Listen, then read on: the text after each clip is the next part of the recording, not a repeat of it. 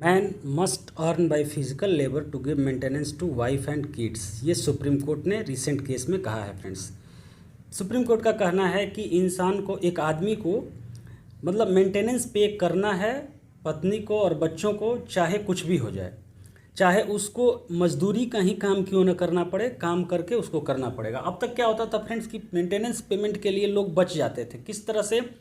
वो कोई काम नहीं करते थे और सुप्रीम कोर्ट में दलील देते, फैमिली कोर्ट में दलील देते थे कि हमारे कोई सोर्स ऑफ इनकम नहीं है। तो सोर्स ऑफ इनकम नहीं है के नाम पे उनको मेंटेनेंस से उनको मुक्ति मिल जाती थी, मेंटेनेंस से बच भी जाते थे।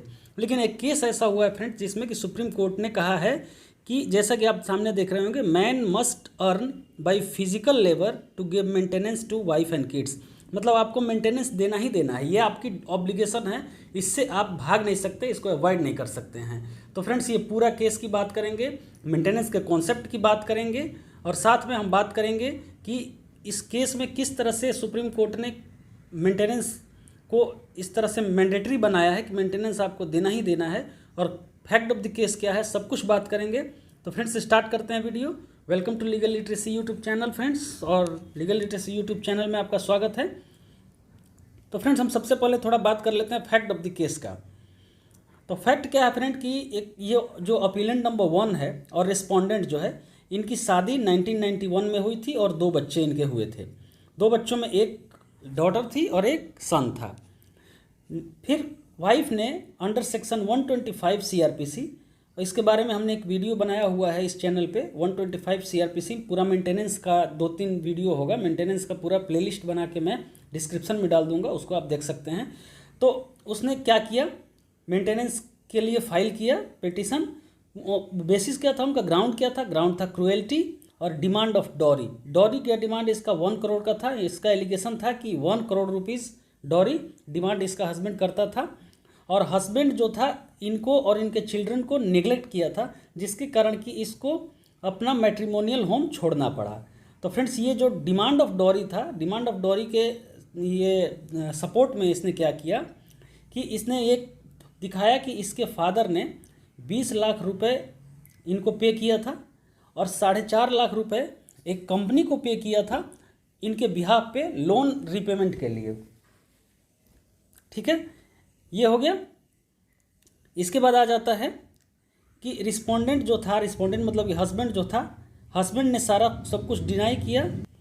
हस्बैंड ने सारा एलिगेशन को डिनाई किया, मतलब शादी को डिनाई नहीं किया, और डॉटर को एक्सेप्ट किया कि डॉटर मेरी है। लेकिन ये जो सन था उसको उसने एक्सेप्ट नहीं किया। उसने कहा कि ये हमारा बायोलॉजिकल फादर, मैं इसका नहीं हूँ, और DNA टेस्ट के लिए रिक्वेस्ट किया, जिसको कि फैमिली कोर्ट ने रिफ्यूज़ कर दिया, मतलब DNA टेस्ट नहीं हुआ।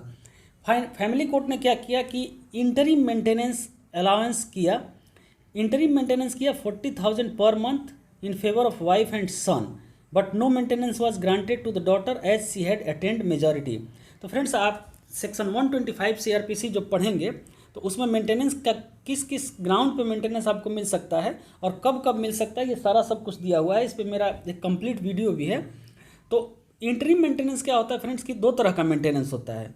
2 तरह के मेंटेनेंस में क्या होता है कि एक होता है फाइनल मेंटेनेंस और एक होता है इंटरिम मेंटेनेंस। इंटरिम मेंटेनेंस क्या होता है फ्रेंड कि इंटरिम मेंटेनेंस, जैसे कि अब मेंटेनेंस का जो केस किया है, मेंटेनेंस का पिटीशन जब तक पेंडिंग है, और जब पेंडिंग है तब तक के लिए मेंटेनेंस जो पेमेंट करने के लिए आपको ऑर्डर होता है उसको कहते हैं इंटरिम मेंटेनेंस। और जो फाइनल मेंटेनेंस होता है, जब सारा सब कुछ कंप्लीट हो गया, आपका ट्रायल कंप्लीट हो गया और जो फाइनली पेमेंट के लिए ऑर्डर हुआ उसको बोलते हैं फाइनल मेंटेनेंस।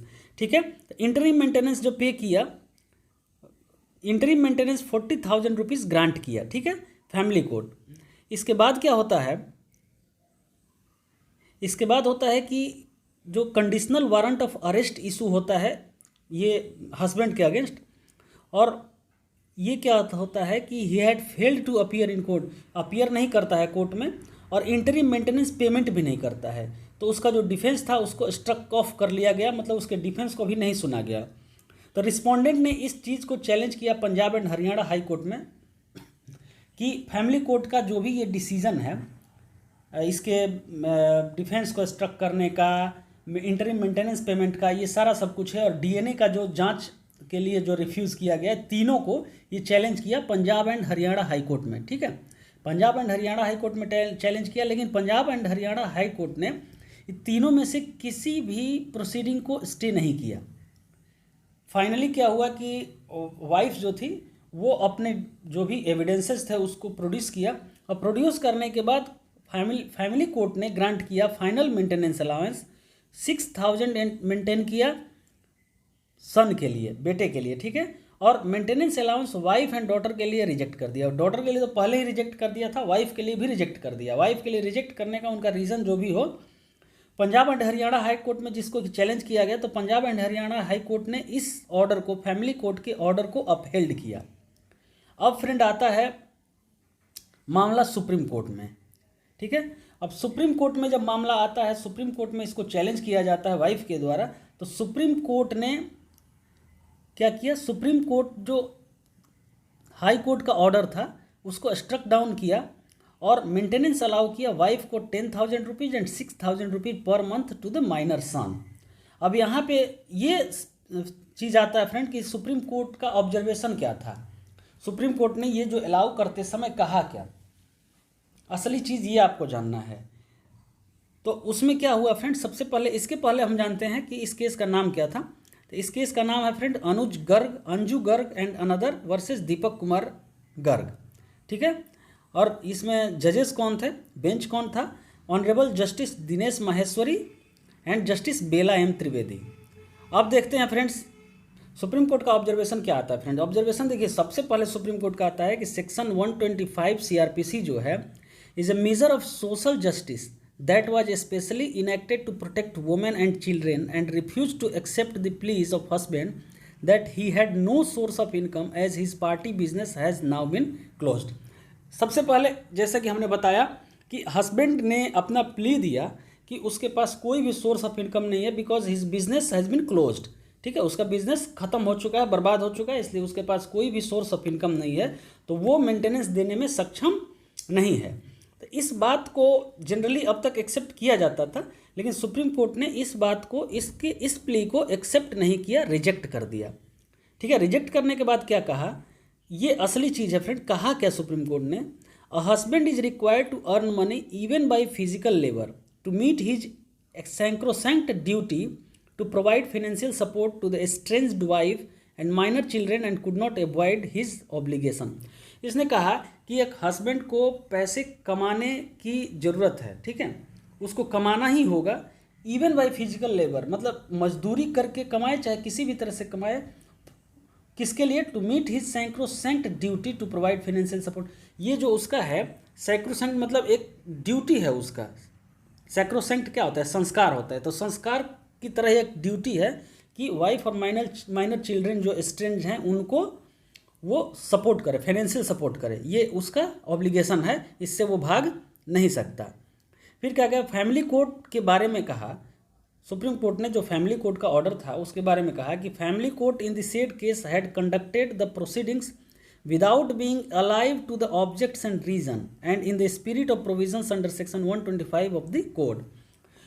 अब क्या होता है कि सुप्रीम कोर्ट ने कहा कि जो फैमिली कोर्ट ने है, जो भी इसमें जो प्रोसीडिंग कंडक्ट किया है, वो बिना स्पिरिट को, ये जो 125 CRPC का जो स्पिरिट है, जो इसका ऑब्जेक्ट है, उसको समझे बिना किया है। The family court had disregarded the basic canon of law that it is sacrosanct duty of the husband to provide financial support to the wife and to minor children. मतलब फैमिली कोर्ट को कहने का मतलब कि family court ने एक जो basic है लॉ का, कि ये एक हस्बैंड की ड्यूटी है कि वाइफ एंड माइनर चिल्ड्रन को फाइनेंशियल सपोर्ट प्रोवाइड करे, इसको डिसरिगार्ड किया है, मतलब इसके बारे में नहीं सोचा है। तो husband is required to earn money even by physical labour, ठीक है, if he is an able bodied and could not avoid his obligation except on the legally permissible ground mentioned in the statutes. अब कहने का मतलब ये है कि अगर एबल बॉडीड है, मतलब मेहनत करने के लिए सक्षम है, अब कोई अपाहिज है तो उसको तो सुप्रीम कोर्ट बोलेगा नहीं कि हाँ फिजिकल लेबर करो और कमाओ और इसको दो, लेकिन अगर एबल बॉडीड है तो उसको, उसकी ड्यूटी है वो फिजिकल लेबर करके भी पैसा कमाए और दे। फिर सुप्रीम कोर्ट का कहना था, एक केस है फ्रेंड, चतुर्भुज वर्सेस सीताबाई केस, ये 2007 का केस है। इसमें क्या सुप्रीम कोर्ट ने ऑब्जर्व किया था उसको भी इस जजमेंट में सुप्रीम कोर्ट ने कोट किया है। अब इसमें कोर्ट क्या किया है कि the object of maintenance proceedings is not to punish a person for his past neglect. जो मेंटेनेंस प्रोसीडिंग का ऑब्जेक्ट है ये किसी पर्सन का जो पास्ट में नेग्लेक्ट किया है वाइफ एंड चिल्ड्रेन को, उसका क्या है, उसके लिए पनिशमेंट नहीं है। ये है कि ये prevent vagrants and destitution of a deserted wife by providing her food clothing and shelter by a speedy remedy. मतलब ये है कि वैग्रेंट और डेस्टिट्यूशन जो है एक वाइफ का जिसको डिजर्ट कर दिया गया, जिसको छोड़ दिया गया, स्ट्रेंज्ड हो गई है, उसको food clothing and shelter provide करके उसके जो डेस्टिट्यूशन को प्रिवेंट किया जाए। मतलब डेस्टिट्यूशन मतलब होता है जैसे कि उसके परेशानी को प्रिवेंट किया जाए, उससे बचाव किया जाए, इसका ऑब्जेक्ट ये है। तो ऑब्जेक्ट ये है, तो फ्रेंड इसका कहना है कि अगर हस्बैंड इस आधार पे मना कर देता है कि उसके पास सोर्स ऑफ इनकम नहीं है, तो ये डेस्टिट्यूशन से और वैग्रेंट कंडीशन से कैसे इसको बचाव किया जाएगा। फिर आगे आते हैं, इसमें और क्या होता है। सुप्रीम कोर्ट ने ये भी कहा कि हाई कोर्ट के बारे में अब क्या कहा। जैसे फैमिली कोर्ट के बारे में तो सुप्रीम कोर्ट ने कह दिया, हाई कोर्ट के बारे में क्या कहा कि it is such an erroneous and perverse order of the family court was unfortunately confirmed by the High Court by passing a very perfunctory impugned order। ठीक है, मतलब हाई कोर्ट ने भी इस ऑर्डर को कंफर्म कर दिया, ये काफ़ी स्ट्रेंज है। The bench indicated the High Court for passing the impugned order without assigning any reason in a very casual manner। मतलब बिना रीज़न असाइन किए कि क्यों हम फैमिली कोर्ट के ऑर्डर को कंफर्म कर रहे हैं, ये हाई कोर्ट ने इस ऑर्डर को पास कर दिया, कंफर्म कर दिया। फिर सुप्रीम कोर्ट फाइंड किया, सुप्रीम कोर्ट ने कुछ और बातें फाइंड की। जैसे कुछ कुछ कंडीशंस होती हैं फ्रेंड जिस कंडीशन में मेंटेनेंस को डिनाई किया जा सकता है। जैसे मान लो डिजर्सन है, वाइफ ने अपनी मर्जी से डिजर्ट कर दिया हस्बैंड को बिना विदाउट एनी रीज़न, तो उसमें क्या होता है, उसमें आप मेंटेनेंस को क्या कर सकते हैं, डिनाई कर सकते हैं। फिर जो एडल्ट्री का केस है, एडल्ट्री के केस में मेंटेनेंस को डिनाई कर सकते हैं। ठीक है, इसमें तो दोनों ही चीज़ें हैं। सबसे पहले तो सन उसका बायोलॉजिकल चाइल्ड नहीं है, इसका भी आरोप लगाया उसने, और साथ में जो वाइफ है उसने मैट्रिमोनियल होम छोड़ दी है, ये भी चार्ज लगाया। ठीक है, इस बिना पे भी वो सोचा कि मेंटेनेंस डिनाई कर दिया जाए। लेकिन सुप्रीम कोर्ट ने इन दोनों को काफ़ी माइन्यूटली सर्च किया, मतलब माइन्यूटली उसको देखा, और देखने के बाद सुप्रीम कोर्ट फाइंड क्या करता है, evidence to believe that money was being paid to the respondent by the father of the appellant wife which substantiated her allegation that the respondent was demanding money from her father and what subjected her to harassment। मतलब ये जो था कि जो wife थी उसके father ने पैसे पेमेंट किए थे। ठीक है, सुप्रीम कोर्ट का ही जजमेंट है इसमें है फ्रेंड कि अगर बिजनेस रन करने के लिए भी आप पैसे मांगते हैं वाइफ के फैमिली से, तो ये भी डॉरी में ही आता है। तो उसके फादर ने पे किया था कितना, 20 lakhs and 4 lakhs and 50,000, तो करीब 24,50,000 रुपया पे किया था। तो ये प्रूफ करता है कि ये डॉरी डिमांड का आरोप सही है। अब आता है कि nothing on the record to substantiate the husband's baseless allegation questioning the wife chastity. ठीक है, although the family court had granted a maintenance petition so far as the son was concerned, it has thoroughly misdirected itself by not granting the maintenance to his wife, it concluded। मतलब एक ये चीज़ जो है कि जो allegation ये लगाया है उसके चैस्टिटी को, चैस्टिटी मतलब उसके चरित्र पे, तो वो उसके लिए कोई भी एविडेंस नहीं है। ठीक है, कोई भी एविडेंस नहीं है, इसलिए उसका जो डिजर्सन है, जो कि फैमिली को मैट्रिमोनियल होम को छोड़ के चली गई वाइफ, इसको उसका विदाउट रीज़न डिजर्सन नहीं कहा जाएगा। ठीक है, और फैमिली कोर्ट को भी बोला कि इसको कंसिडर नहीं किया है।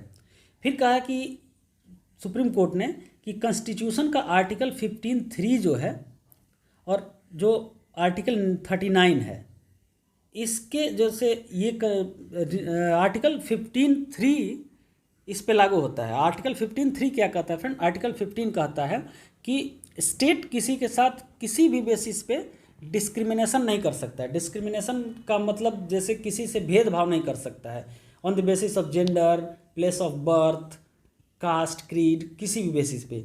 लेकिन आर्टिकल 15(3) जो कहता है कि वेमेन एंड चिल्ड्रन के लिए कुछ स्पेशल प्रोविज़न स्टेट बना सकता है, ये उसको पावर दिया गया है। अगर वो स्पेशल प्रोविज़न बनाता है तो वो डिस्क्रिमिनेशन नहीं कहा जाएगा।